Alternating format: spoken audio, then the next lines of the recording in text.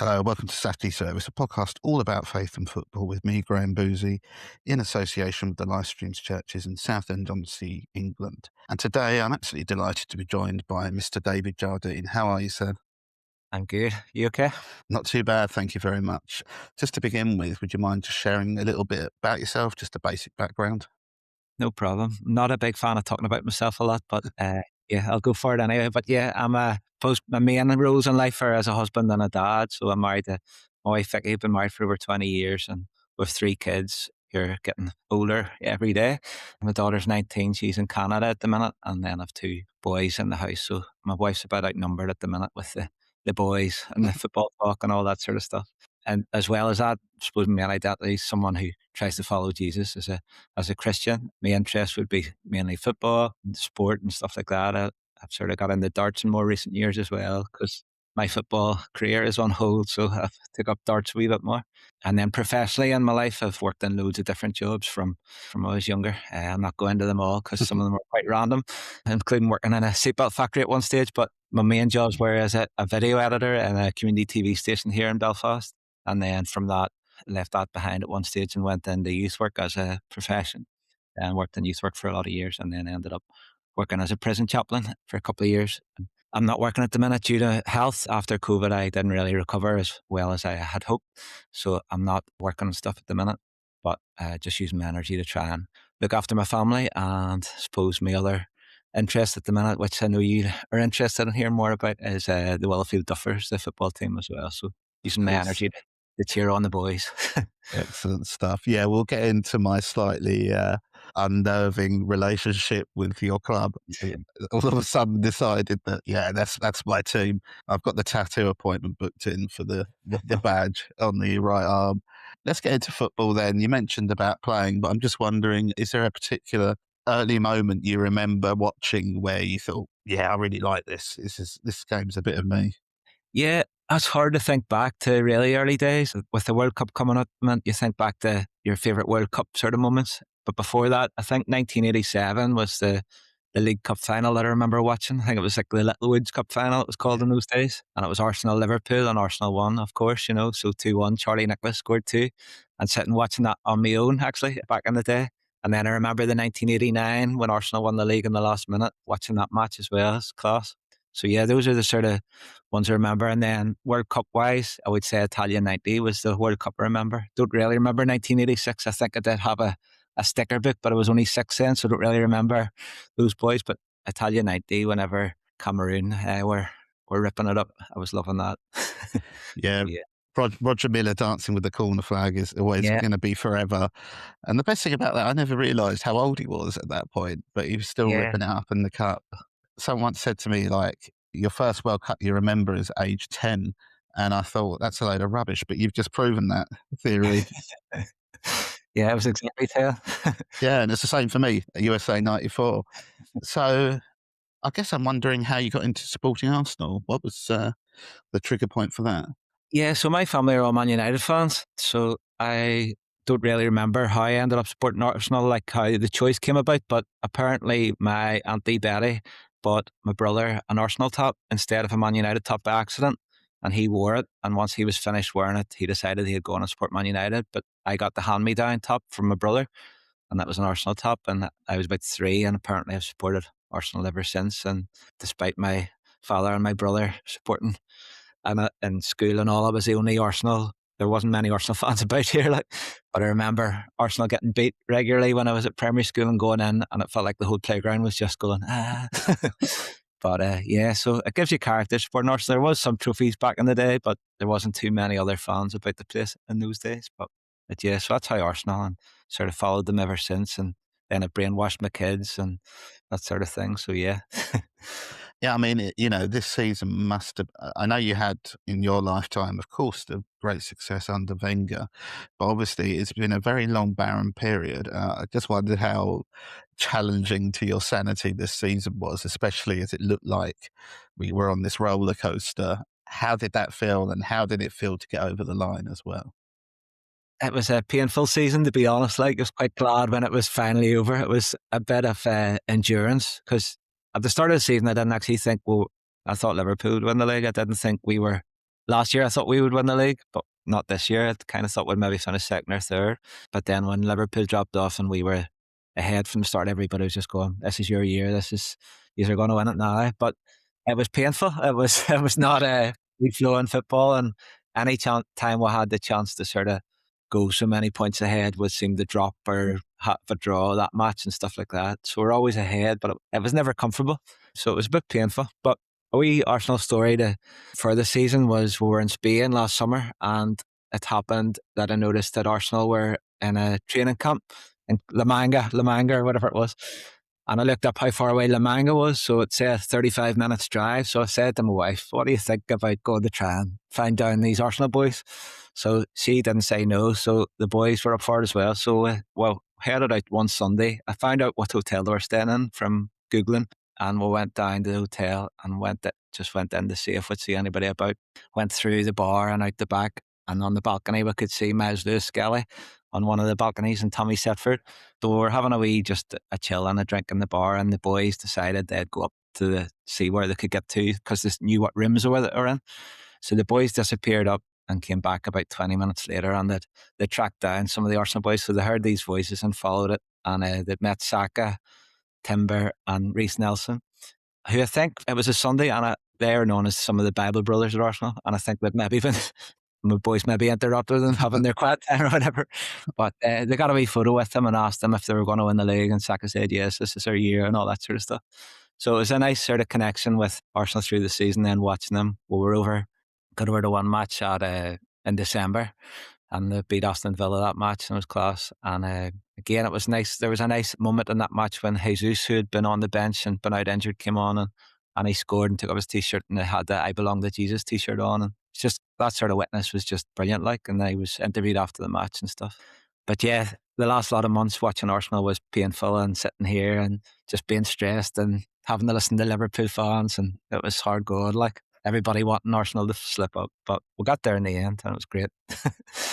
And of course, you got to go to the parade as well. I'm assuming that was a pretty joyous experience, if not a little bit tiring and hot. A little bit tired and hot, but yeah, it was a lot more. It was actually more enjoyable than most of the season and watching the matches, just because it was won and it was celebrating, and it was just a brilliant atmosphere about the place. So I took my two boys. We actually booked it when it wasn't certain we were going to win anything, because I was worried how much flights would go up. And it was before that West Ham game where the big VAR decision was happening. And when that was going on, I just thought, what are we? We're just going to go to London and walk around and go to a show or something. I don't know what we're going to do, have a pity party. But it ended up working out, and just being over with the boys was brilliant. And there's rumoured between 1 million and 1.5 million people just out in the streets of London, and just that experience. There was so little. I know there was trouble in different parts, and there was a few things happen, but what we seen, and everybody was just in brilliant form, just celebrating together, and so many people from different cultures and backgrounds, and just getting out and no nonsense was brilliant. It was really good fun. You mentioned about Gabriel Jesus' celebration. It feels to me there is an increasing visibility of Christianity in football. And I don't know if you've noticed that, and how heartening that is for you as someone who's, obviously we'll discuss it later about you being an ordained deacon, but, I just wondered how nice it is for you to see that. Yeah, it's really nice. There wasn't an overly, as Arsenal, over the years, I didn't know of too many Christian players and stuff until maybe the last couple of years. There's been a lot of them sharing different things. The first one I remember that sort of I knew was genuine going on and sort of giving his thanks to God was the guy Albert Sambi Lakonga, who played for Arsenal for a couple of years. And he was sharing songs, and his story, it was like a Maverick City music song, and about promises and about being faithful. It was when he was injured and stuff. And then the likes of Timber and Saka, and it's just really encouraging. And as a dad, whose kids are following that team as well, it's nice to have those examples in there. So yeah, it's encouraging. And I followed it over the last few years, the Ballers and God on Instagram, and they share different things and different. It's just great how so many footballers feel comfortable sharing their faith. Did you have much of a playing career yourself? I noticed you turned out for the Willowfield The Willowfield Parish. Parish. That's it. Yeah. See, I told you I wasn't professional.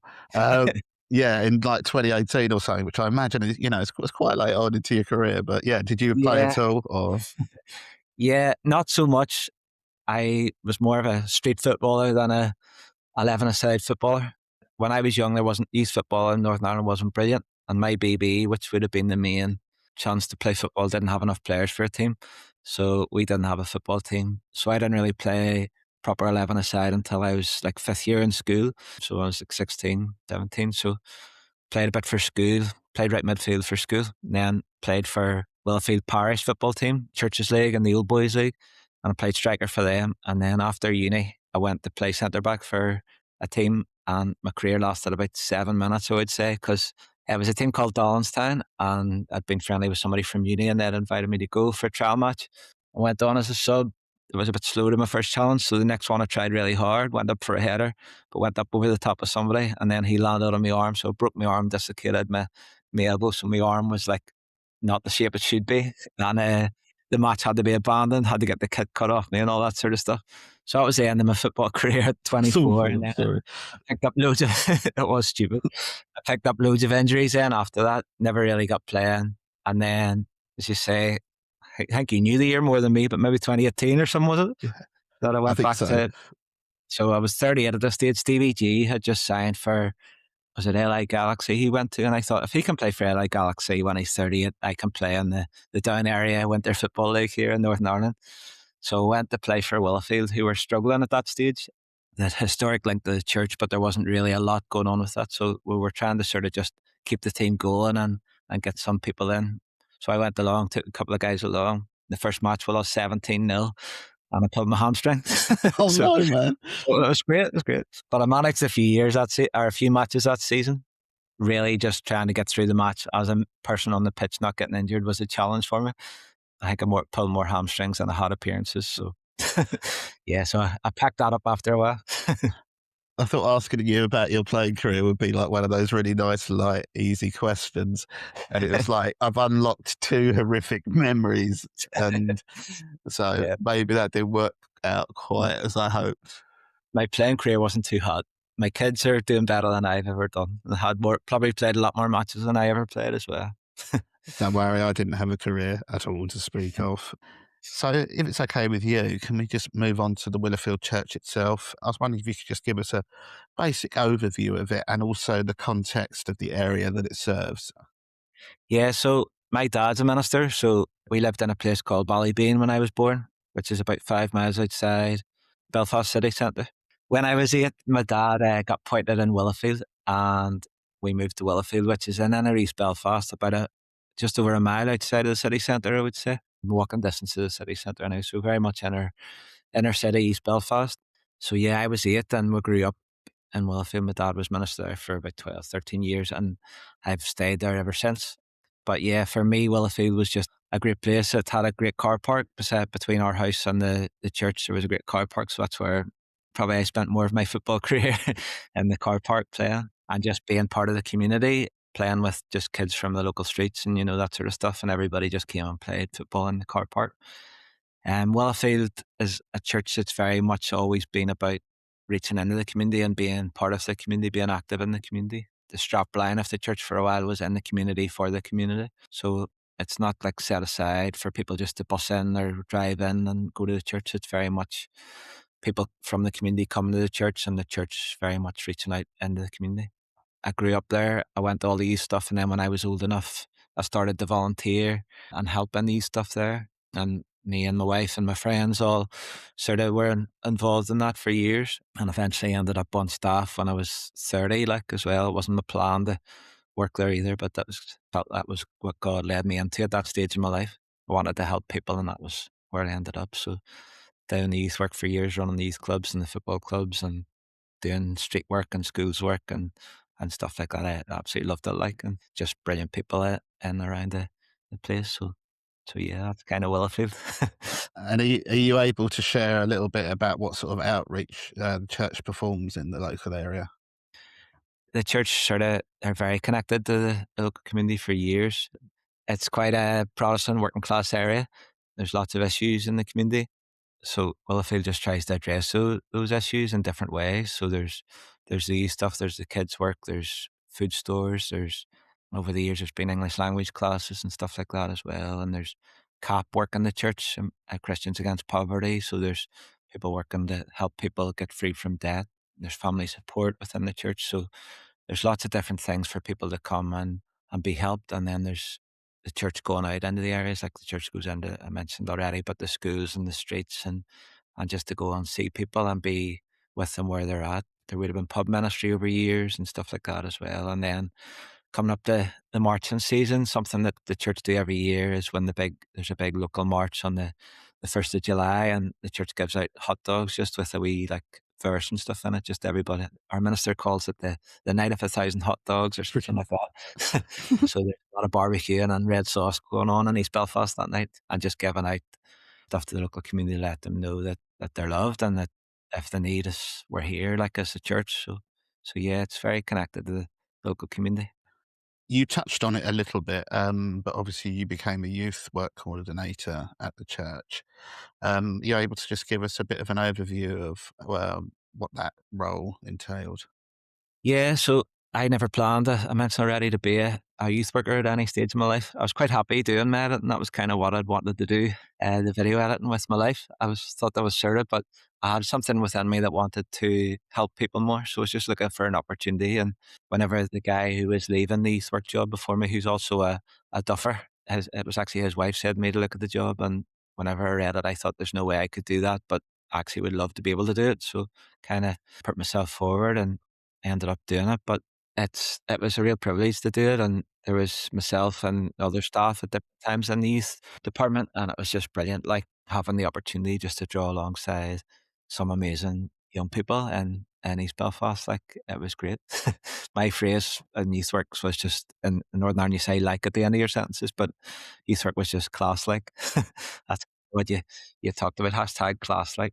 One of the highlights every year was doing the summer residentials. We ran a program called Great Escape where we took around 60 young people every summer for a week to different places in Northern Ireland, and just did like high impact activities, but also just real chances to speak into their lives and have different guest speakers, and things like small group environments where just the openness and just guys bringing stuff and just sharing together, and yeah, just being journeying alongside young people was just brilliant. Yeah. We took a team to Rwanda as well. At one point, it was a big highlight in 2012, and not all guys on the team were Christians. It was just a mixture of guys. And we went to Rwanda and to learn sort of from them in terms of how they've come through their conflict in Rwanda, and just to see what they had to say and how God's moved in that country, and to sort of see if that was something we could apply to back home in Northern Ireland. So stuff like that and different highlights over the years were lots of great times. I was just wondering if we could talk about like football as an outreach tool, because I noticed that there had been like a sports service at the Willowfield Church before with a player called Cameron Palmer and Philip Mitchell. And I was just wondering, was that designed in a certain way to reach as wide a community as possible, and whether football does play a part in any of the outreach at Willowfield Church?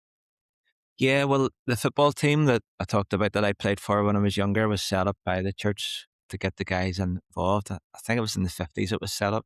But yeah, like football has been a theme through Willowfield. At one stage, when I was youth worker as well, we did a football service and had to get Northern Ireland International coach Stuart Elliott coming in and sharing his story. But it's a real, like so many people love football in the area. So it's just a natural way to say, here, let's play football together and get to know each other and have the opportunity to share some of the gospel into people's lives as well. So yeah, the sports service you mentioned, there's a couple of guys in our church who are chaplains for different football teams. There's John Mina, he's chaplain for Ravenhill Young Men, and then there's a lady called Karen James who's chaplain for Glentoran Women, and then Francine McRae as well, who's now the chaplain for the local Willowfield football team as well. So there's just that sort of connection with sport, and you find through sport, it's just a way to come together. Yeah, football's great, but it's the relationships and in the football what makes it something different. The church, I suppose, have been using sport and what people like to do in a way to connect with people over years. Yeah. Was there a church league before the current churches league at the time then, in Willowfield? There was a churches league historically in Northern Ireland, but when I played in it, I don't remember there being too much Christian behaviour going on in it. Right. It had become just a bit of a, sorry to anybody who's involved in Churches League who's listening or whatever, but it had become a bit of a booting league. So yeah, you just try to get through your matches with your two legs intact, or without the referee threatening to shoot you, which Okay. we remember happening on one of the pitches that we played at one time. So it wasn't very formative in my Christian faith, possibly playing in that Churches League, but the new Churches League is very different. So that was another question, right? Where I thought another softball question, and then another horrific memory unlocked. Sure. Sorry, Come on. that's done me a tiny bit. I'm sorry. Just give us a sec. So there's no two ways about it. We've got to move on to my weird parasocial relationship and talk a little bit about Willowfield Duffers. Can you give us a little bit about the history of the team? Was it formed for the new Churches League, as we just discussed? Yeah, well, in 2022, a guy who is the main man of the Duffers. I'm not the main man. The main man is a guy called Mark Curry, who's the gaffer. So he came to me and another couple of guys in church and sort of said, we're thinking there's a couple of churches that have started playing it in recent years. There's a church called CFC where it had already started playing a wee bit, and they were wanting to do a couple of friendlies. So he sort of came to me hoping I would be able to play, but I was never in the fit state to play. And the guys he's probably spoke to were never in the fit state to play. But we wanted to support Mark and get people involved. So just with the connections to youth work and things like that, I thought it's a brilliant way to get involved here, and tried to link guys in. So I was doing small groups with young guys at that stage who were like in their late teens, early 20s. And a couple of them played, and then guys I used to work with or used to come to the youth club got connected as well. We didn't actually have a lot of people who could play football in the church, which was a bit surprising, like for where we're based. People were either past their best in terms of football, or else just were more interested in rugby and stuff like that. But somehow we got enough and started to play a couple of friendlies that year. I was hopeful of making an appearance at some point, but it didn't happen. But yeah, they started to play a couple of matches that summer. I think the next year then it sort of became a wee bit more formalised, and I think must have been 2023 or 2024. But more teams got involved, and then I know Chris Pollock shared on this podcast already how this year there was so many teams wanting to be in the Churches League. I think it was up to about 14 or something, and he had to turn other people away. There's a lot of churches from East Belfast playing, and that's nice to play against other teams from the area as well. But yeah, the Duffers is just great fun, just great community and getting guys together. I love it. Like, Can you give a rough idea of what it's like to be in the Churches League? Obviously, I'm looking from afar, but as far as I can tell, it looks A, a lot of fun, B, everyone wants to be in it, as you've mentioned.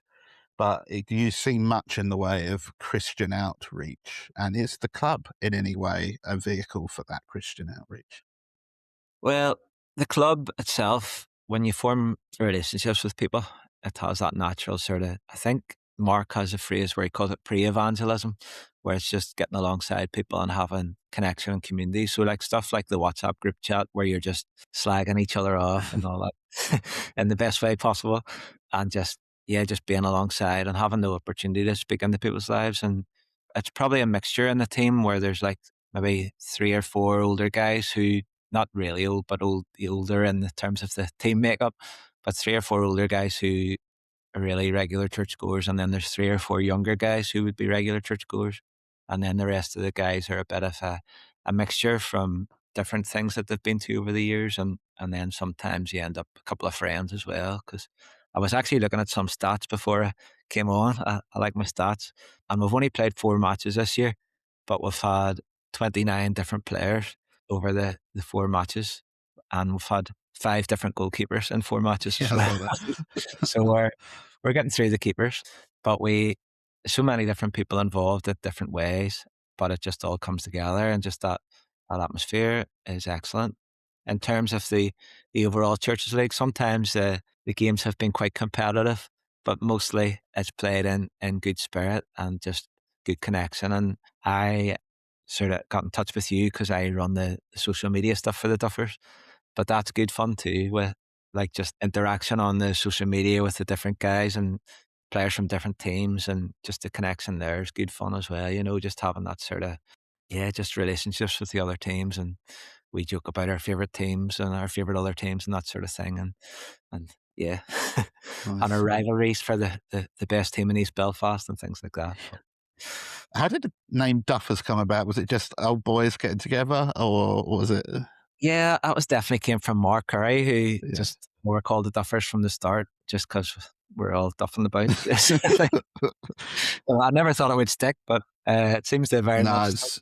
it's the best name I've heard in ages. It's it's ingrained now. Yeah. But I have to ask a question on behalf of one of our previous guests, Phil. He helps run a league locally to me, yeah, and he was really intrigued because the league season for you is really short. It's yeah, isn't it? It's about a month and a half, 2 months, if yeah, that. yeah, yeah. And he was very surprised about how wildly enthusiastic people are to get back to it and still remain a part of it, in spite of there being this 10.5 month gap or something. Can you give an idea of what it is that sort of draws people back in each year? Yeah, it's definitely, as far as I can tell, there's a love for the football, but it's definitely the relationships seems to bring people back. It's amazing, just those. As I say, I don't play. I managed to make a appearance this year as goalkeeper for 45 minutes. Very reluctant goalkeeper. I faced one shot and let one goal in. I'm sorry, Duffers, for that. There's just a real enthusiasm to get back to it. And it's interesting, there's a few guys you don't really see the rest of the year. And then for those 5 or 6 weeks, you see them intensely, and the group chats go on most days, and it's real fun. But unfortunately, sometimes you don't really see them for a wee while after that, despite trying to maybe get things going once in a while. But you kind of hope every year there'll be a bit more connection. But yeah, just those few weeks, everybody seems so enthusiastic. There's people are very unhappy that they have to work Wednesday nights and miss matches, from their jobs and do their night shifts or work on their Chinese and stuff like that. But yeah, there's just a real enthusiasm from the guys just to get involved. And this year it started so early, it overlapped with the local season. So it was quite difficult the first couple of weeks getting enough guys because some of them still had cup finals or were finishing off their league season. But as soon as people were free, they seemed to be up for it and be in the mix. And yeah, I think Mark has a wee bit of a challenge to manage the numbers sometimes because there's so many people wanting to play and you want to kind of keep everyone happy as well and keep the standard decent as well. So a wee shout out to Mark because he does a great job with it all, like, and just really creates a really good atmosphere. And you're saying about like the link to church and sort of encouraging guys. But Mark has a couple of rules he gives out every week and how we're going to behave on the pitch, and then we'd say a wee prayer every week for the guys. And he always prays. His prayers aren't always answered because he prays for somebody to score a worldly, but I don't remember any worldlies in recent weeks anyway. But lots of goals, but no worldlies. But yeah, he prays for the guys every week, and just there's that awareness what we're actually they're all about as well. So Yeah, if only it was so easy as to do a little prayer. Please turn us into Barca 0506. yeah, How did you come to do the socials? Were you the person who volunteered? yeah, I don't even really know like how it happened.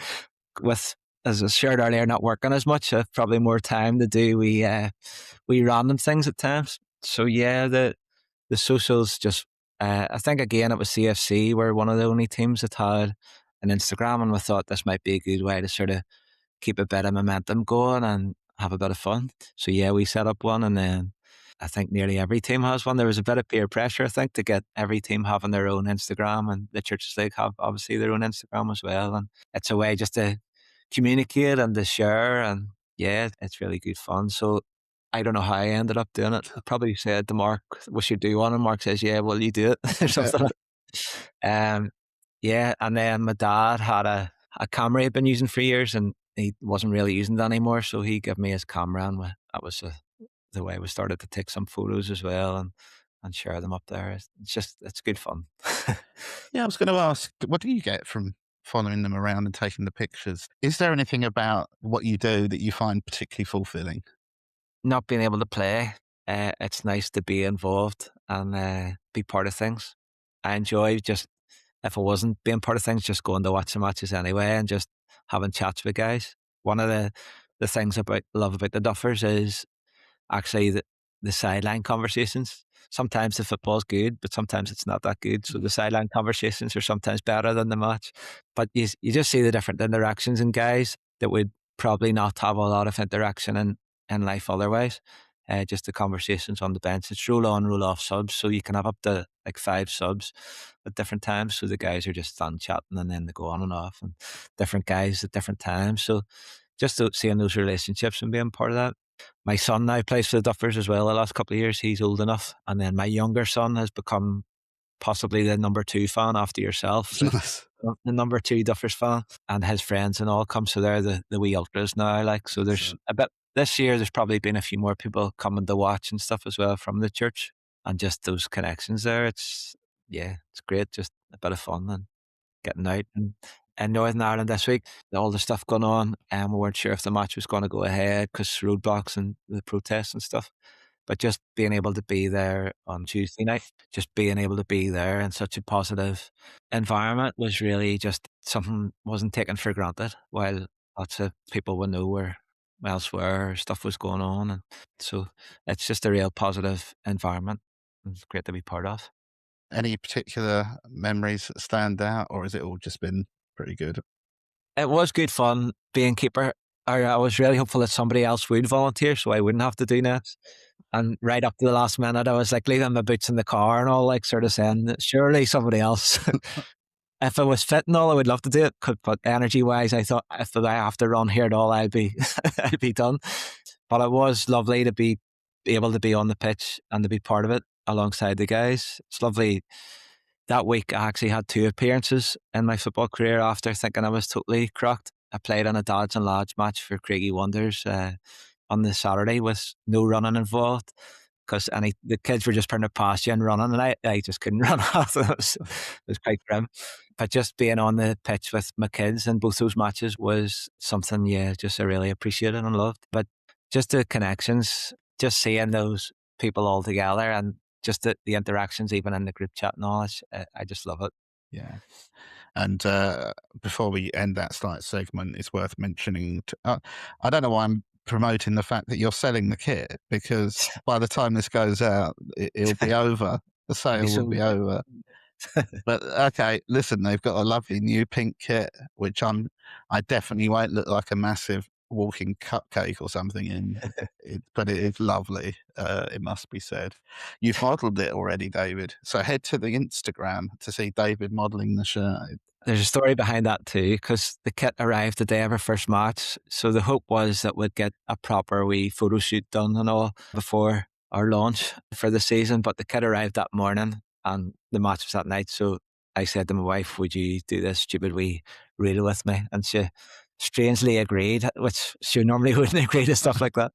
She's very agreeable. But yeah, we've heard a wee video and it was good fun. But we have a guy in the church who's just excellent at photography and does social media for like the Belfast Giants hockey team and the Belfast Trojans American football and Northern Ireland football team in Ulster.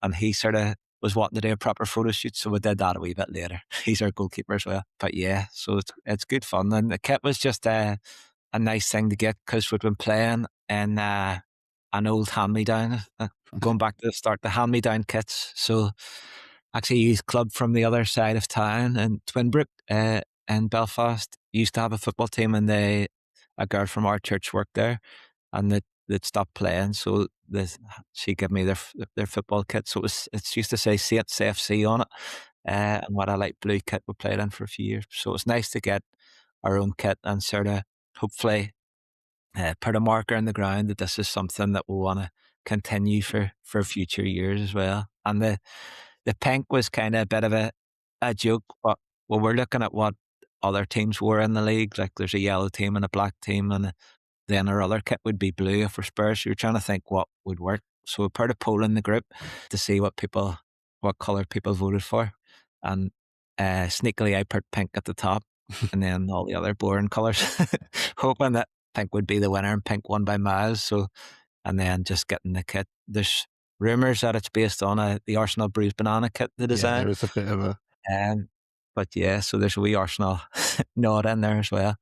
But yeah, it's just good fun, and hopefully that something that continues on for years. Just the guys, there's a lots of many Duffers want to play in the future already. So yeah, just hopefully something that continues for over the years, and guys being part of and feeling connected to church through the Duffers. yeah. You shared a little bit previously about your journey of faith, of being a minister's son. How did that influence you as a child? Have you always enjoyed being part of the church, I guess? Yeah, well, I suppose in terms of making my own commitment to faith, it would have been very young and sort of nearly so young I don't remember, that sort of thing, like probably 4 or 5, and I hope that I did actually make that commitment at one point. I suppose taking it on myself. As a minister's son, it wasn't always easy. Sometimes it made things easier. Sometimes it made things you're a bit more expected of you in school and different things like that, which was challenging sometimes. But yeah, probably took the faith on myself more as I like in my late teens, probably around 16, and I went to do a thing called Summer Serve, where I went to a different church with different young people and ran activities for a couple of weeks and stuff like that. And just suppose seeing people from different places and how they shared their faith and yeah, I suppose learned from that and took it on more myself from that sort of age. So yeah, it's something that's always been in my life, obviously. Like I was never really like away from church or anything. And very much it's important in everything I do. My faith is like my main reason for why I do what I do, and my relationships are faith based. In between all your youth work, you became ordained as a deacon. And that was obviously, I guess, related to your prison chaplaincy job. Did you feel a driving force into doing that ordainment? Or was it just sort of like, oh, I'm doing this now and this is following this path, so I better do this? Yeah, everything I've ended up doing was never part of my plan. Like, I was a minister's son, didn't think, oh, I'm gonna one day be a minister, or didn't plan to do youth work, but I ended up doing that. But through doing youth work in Inner East Belfast, unfortunately, some of the guys that had been in our activities ended up in custody at different stages. So I would have went to do what were called ecclesiastical visits, where you went and spent time one to one with guys that were in custody, whether it was at the youth centre or the youth place, or whether it was at the adult prison. So I was doing that, and then the church came to a point where they wanted to appoint somebody new in chaplaincy, and came to me saying if I would want to do it. So I thought, yeah, that sounds good, and started to do that alongside a team there. And I was in Magabry Prison and then Hydebank College for younger guys. So yeah, as part of that, then the bishop at the time sort of said to me about becoming ordained, so that it would have more. I could do the job without being ordained, but any more training is good in life as well. Like, so anything where you learn stuff, I was up for doing that. But also then it gave you that sort of recognition amongst staff as well. So it wasn't just some random guy walking about the place. So yeah, so I followed a program to get ordained, and was ordained as deacon about 2019, I think, sometime about then. So I was doing the training alongside my job at that time. And then I paused that as deacon. There was another year of studies to go on and be fully priested. I know these deacons and priest words, not everybody knows what they mean, but I was called Deacon Dave, and I was settling on Deacon Dave for a while. But then during COVID, I decided that I would restart my studies and try to finish off the rest of them. But then took on well in September 2021 and struggled through a couple of modules, and just about got there. But in recent times, I felt a wee bit better in myself and thought, what can I try to do? And that was something that was unfinished. So I got in touch with the people who were running the course, and there was 3 modules I had to finish, and the next one was starting the next Tuesday night. So I thought, okay, I'll try and see. So I actually completed my last 3 modules just recently there in May. So in the next few months, I'm probably going to get ordained as a priest as well. So yeah, it's been a long journey. I've been part of different things over over the years. I'm actually going away on a retreat tomorrow as a pre-ordination retreat. So yeah, so it's been a journey, but I suppose, as I mentioned, I'm just trying to follow what God wants for my life. And this is where I feel I am at this stage. A lot of the stuff with being unwell, I've had to sort of just pause stuff or let stuff go and just trust God for the future. That I do believe that I've gone through this season for something different, but I'm not quite sure exactly what that is going to look like. But I'm trusting God and what I've let go of, stuff that I loved, I've had to let go of. But I'm trusting God that He knows the future. There's a wee song, words from a song. I may not know what a day may bring, but I know who brings the day. So just trusting God for each day forward, and just the words in Matthew as well about not worrying about tomorrow, just asking for God. Very much, in prison chaplains, I used to say to guys, live day by day and just try and get through the day. And for me, I've had to sort of probably do that a bit more myself, asking for God what I need for each day, and just trusting God for what is to come down the line. And we'll touch on that a little bit more in a minute. But I was just wondering, maybe it's because I'm just in general scared to leave the house, but you've worked in some incredibly challenging circumstances, whether that be in youth work in East Belfast or in the prisons. I just wondered, A, how do you navigate that? Do you just go in and just be yourself, or are you aiming to do something in that regard? And what have you learnt from that? Maybe about people. There's many situations I've been in where it's not where I would be if I didn't believe that God wanted me to be. Like in my first week in youth work, I ended up being part of a community meeting that had hundreds of people at it, including Ian Paisley, who was like a big politician in Northern Ireland. And I was sitting on the stage speaking on behalf of young people. And I was at my first week out job and I felt very much out of my depth. So I very much knew I need to rely on God here. And yeah, just ask him what he wants me to do in those situations. And like school assemblies and stuff like that, taking things like that, that wasn't my comfort zone at all. But asking God in those things, just that he would use me and trusting God for those situations. So I suppose I continued in youth work and different interactions and in the prisons as well. Like when you first start working in the prisons, there's a lot of noises and sirens and different stuff going on, and maybe some shouting and stuff going on at different times too. But just, I always felt that God was with me. It wasn't like God was left outside the prison walls. God was in the prison, or God was wherever I was before I was there. So yeah, just that security that God had you wherever you were, and would help you. And yeah, I suppose like there's so much examples in the Bible as well, just for how to follow. But like you're not always welcomed in situations either. Like it's not going to be that everybody loves you, and that's okay. But just try to be there and be open to being used. I just love that picture of being like a vessel, that God can use in different places, and just that's where whenever I've put myself in those situations, just asking God to use me because I know on my own strength that it would be pretty useless. Yeah. So yeah. And obviously, you touched upon your issues with long COVID and how trusting God carried you through. And it would seem you're slowly coming out the other end of that, hopefully. You've already talked about it a little bit, but I just wanted to sort of touch upon how your faith sustained that for you. Is it just trust in the sense of remaining consistent in prayer, in reading scripture? How did you go about that?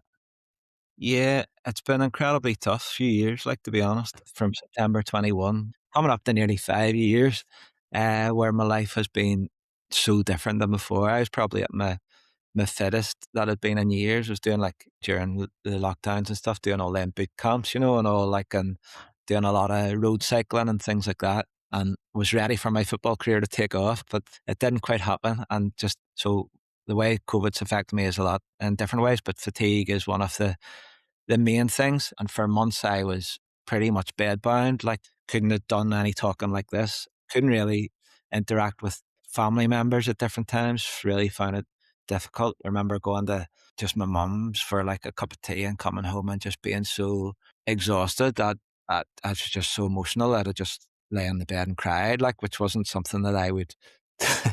Wouldn't have been where I was at before. Like, it wasn't because of mum's tea or anything. It was just the way I felt after the exertion stuff. So stuff like conversation was just taking it out of you so much before that you didn't realize, and that was incredibly tough. I couldn't read. I couldn't concentrate to read. I can only still read in small chunks. So just how as they call it, brain fog and stuff, how that affect. So each day was difficult to get through because you didn't have energy to do anything. So it was really challenging. So one of the things that really helped me and spoke into my life in that season was songs. I love music, like, as I didn't mention that as one of my interests, but I would have played the drums, and I love music, all shapes and forms.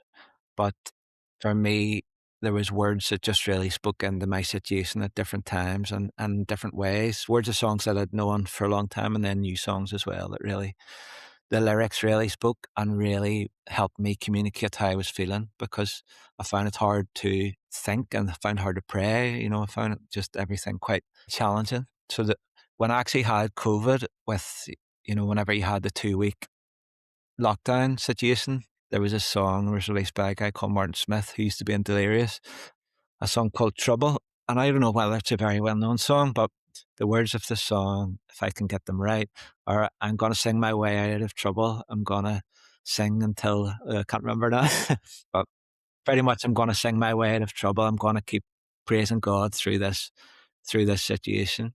And I used to play it quite loud because my son, youngest son, was in isolation with me at that time. And it used to annoy him because I was trying to get him back for all the nonsense he was playing to annoy me. But I'm going to sing my way out of trouble. I'm going to sing till I am free. And that song really spoke to me. The other song I mentioned earlier that the guy, the Arsenal player, had shared at one stage about promises, about God being faithful through the storm. Just songs like that really, I just needed them. Like the lyrics were just what got me through. And near enough, the songs got me out of bed.